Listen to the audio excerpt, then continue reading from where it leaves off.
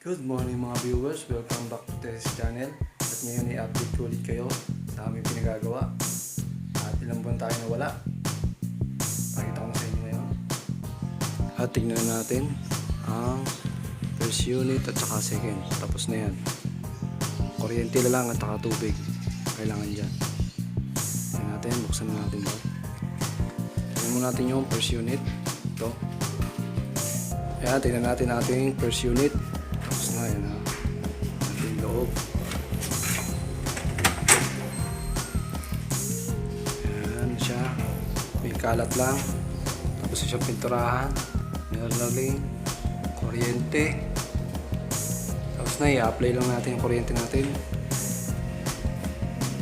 Lababo. Tapos na rin. Ilalim ng lababo. Hindi natin nalagyan ng pinto. Ganyan na yung kurtina lang siya.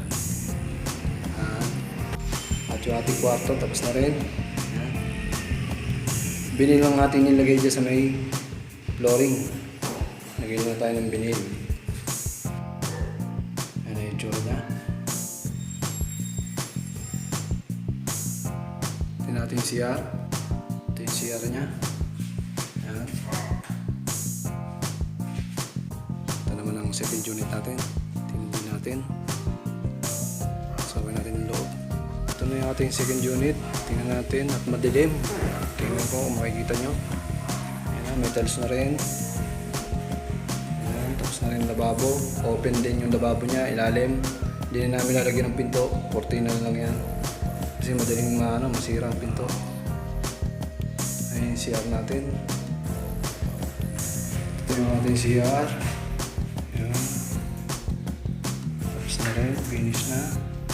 Yung bintana niya. Ayan ang bintana niya.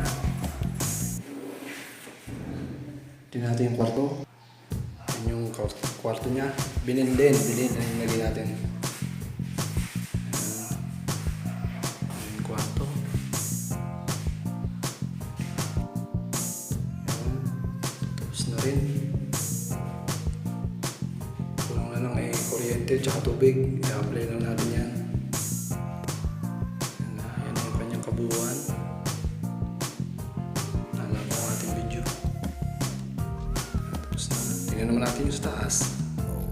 Konting silip sa taas. At maigli lang ang ating video. Atin yung third unit. Ito. Impisa mo na rin. At meron na rin kuryente. Kaya apply lang natin yan.